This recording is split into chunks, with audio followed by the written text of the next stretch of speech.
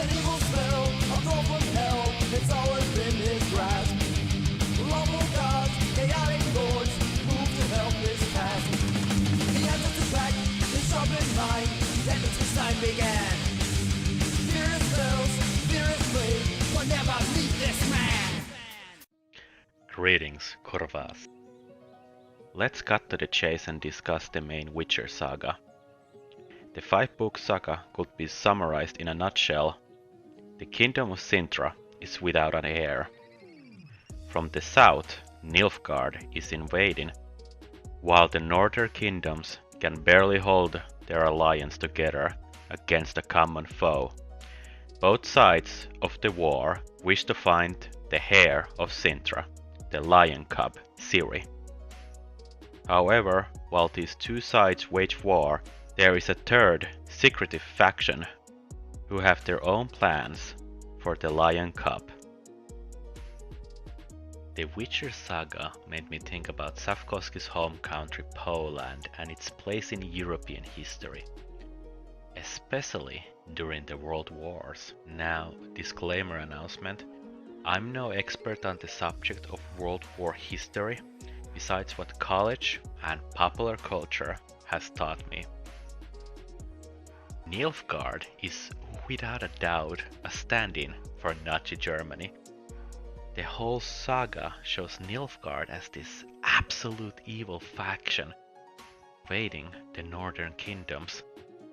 Alas, for the poor citizens of the northern kingdoms, some kings, such as Temeria's King Foltest, are trying to expand their own sovereignty by taking their neighbouring kingdoms as their own, while reassuring their allies that what's best for Temeria will be best for the north as well.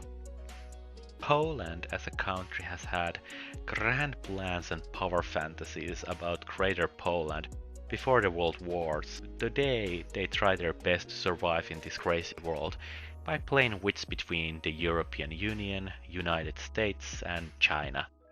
Alliances are short-term and each nation has to play to win for themselves only, regardless what its neighboring countries might think. I must admit that the transition from the short stories to this 5-book saga was not a painless experience. I couldn't believe how awfully the first book of the saga, Blood of Elves, was written. Now just think about the title, Blood of Elves. It gives you all kinds of exciting ideas what the name could mean. I'm sure you assumed it was either Dandelion's metal band name or something to do with actual elves, but no, it was actually about Ciri's first period. For fuck's sake. In fact, the elves of the continent are quite intriguing. They used to be the master race of the old world, but due to their own arrogance, they allowed the inventive humans to develop better weapons, create agriculture which ultimately allowed small clans into becoming whole kingdoms, all the while breeding like rabbits so that for every elf there were 20 men. Now these black-eyed elves have become second-class citizens, and the younger generation of elves cannot stand for this injustice.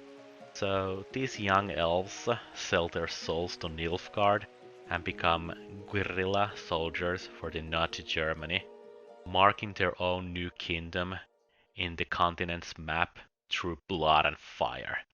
Now this is the Blood of Elves story I wanted to read, and fortunately the guerrilla warriors known as Scoia'tael are present in the entire saga. It's such an interesting and fresh take on elves. For example, during the entire saga we come across Toruvil the elf, young beautiful Scoia'tael captain who despises mankind above all. Her motivation is entirely based on bringing suffering to humans who ultimately had no participation in overtaking the elves as their rulers hundreds of years ago. Alas, the blood debts of history must be paid too, and Thus, Toruvil creates whole new blood depths with her guerrilla warfare. At the end of the saga, we see justice come at Toruvil, and let me just say that her story's end is one of the highlights of the entire saga. Sapkowski is just good at creating interesting characters that fill your head with imagination and give new ideas for your own role-playing campaigns, for example. But hey, if you can get through the tedious first book, then Sapkowski gives you his apology and gives you a whole story full of twists, chain of events, and character developments that are just pure awesome. Time of Contempt sets Geralt between a spy war between kingdoms, and thus the Mudshit fantasy series actually becomes a spy shadow war thriller. Nilfgaard isn't just an imperialistic force, but they also use fake news, religion, and racial inequality to make their enemies fight off each other. As we know, wars are fought with poison, daggers, and tariffs. Being a peasant isn't easy during a war. Farmers and their sons are hard-working lot, but in return they only get more heavy taxes from the nobles, causing them to go distress. No wonder this resentment from the people turns against elves, gnomes, and dwarves. For what chance does a farmer have against a noble?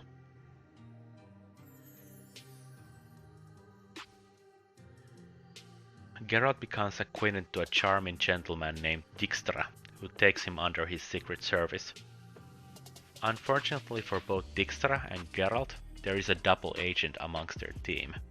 Dijkstra must be the coolest fictional spy there is, after Ultimate Nick Fury, of course. What do you get when you have the Northern Kingdom's greatest intelligence service, unlimited number of resources, and soldiers ready to die for their nation? It's fortunate for the North that Dijkstra is a highly naturalistic individual, which separates him from the snake-like Nick Fury. If Nick Fury had been in charge of the intelligence service, he would have sold out immediately to get his own vassal state under Nilfgaard.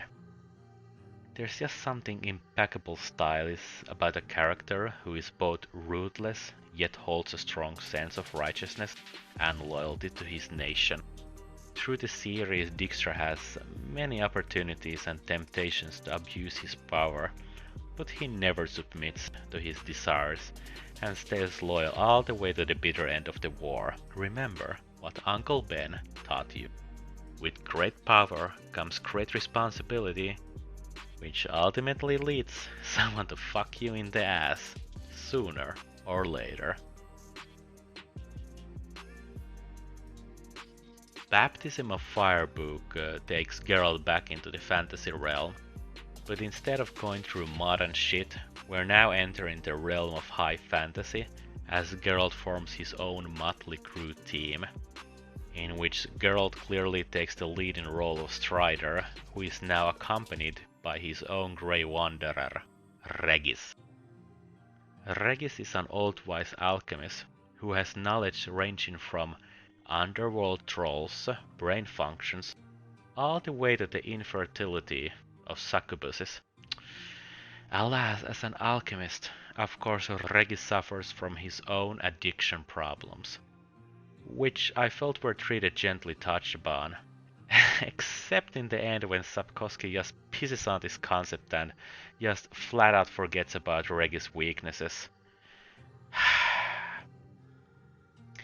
The motley crew travel across Witcher's continent. My imagination was filled with Peter Jackson's Middle-earth, and as I was reading this book, Howard Shore's The Lord of the Rings albums were tuning in the background. Time of Contempt and Baptism of Fire are Witcher at their best, and the rising stars of the entire saga. The action scenes are accelerating and the plot gets you invested in the world. On a side note, if you are like me and enjoy the aesthetics that dwarves bring, whether it's Middle-earth, Azeroth, or Tidus, you are going to find Sapkowski's dwarves as an excellent addition to the fantasy genre. These dwarves are, without a doubt, a stand-in for the Italians. So of course, I always read them with Brad Pitt's Italian accent. These greedy money collectors are the world's central bankers. Their banks are decorated with glorious marble statues, and guards use axes that seem reminiscent of the Italian fascist party sigil. Banker dwarves wear beautiful silk clothing and drink the best wines Toussaint can offer. Of course, besides being bankers, these dwarves have jobs and roles that fit more in tune with other fantasy dwarves, such as miners, mercenaries, or blacksmiths.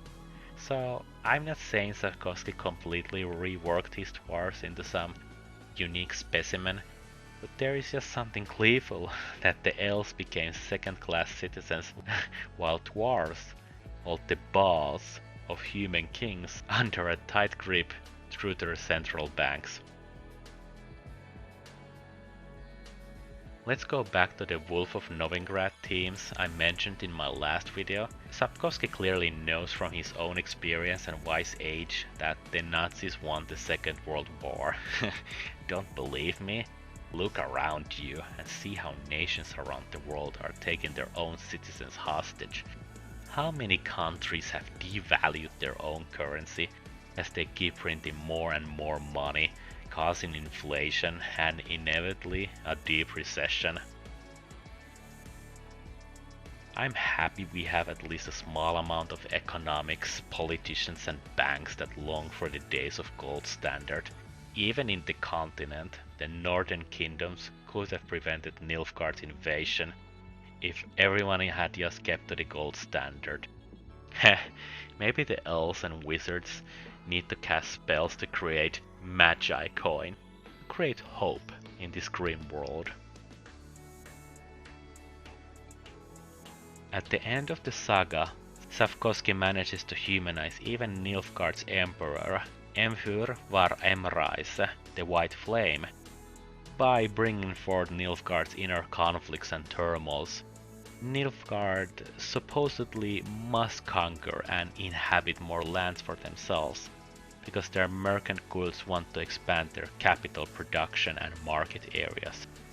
Ah, the riches that globalization brings. These are the kind of modern world turmoils I want fantasy and science fiction to bring forth in literature. Stories where there is no clear black and white, but the drama that comes from the grey world.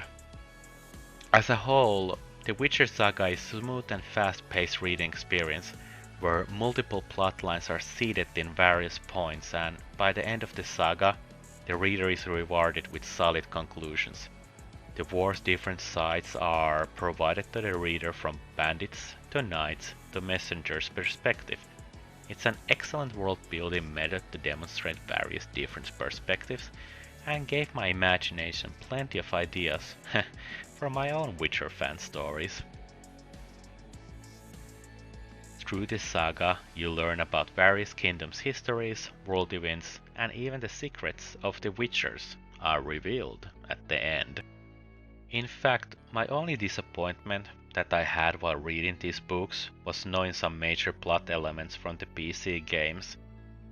Also, the books had a huge variety of interesting characters that never appeared in the games, or worse, CG Projekt Red just created half-assed copies of said characters. Now with the benefit of hindsight, I'd wish CG Projekt Red hadn't created these half-assed copies, but would have just brought back the original gangsters. Now, I'm not trying to discredit the games, because the games also brought some side characters into far bigger roles than what they actually had in the books, and for that, I'm happy. As a whole, the saga is grim, pessimistic, and flat out downhearted reading experience from beginning to end. Books should always be a way to escape the harsh realities of the world, but Geralt's self-hatred, gloomy and awful chain of bad events were just depressing to be frank. Almost all of Geralt's closest accomplices get murdered by Nilfgaard or face a premature death. Barely any of the saga's characters receive a happily ever after, without some permanent wounds or traumas. Still, it's always a pleasure to read a story, where despite all the setbacks and fall downs, each hero is always ready to rise up and fight for a better and safer world. This is how it always goes. You start getting deeper into the book's lore, events, and start your connection to these characters. You celebrate the victories together and feel sorrowful for the losses. The greatest joy reading can give to you. Let's pause here for this video. In the next video, I'll review the latest Witcher book and talk more about the PC games.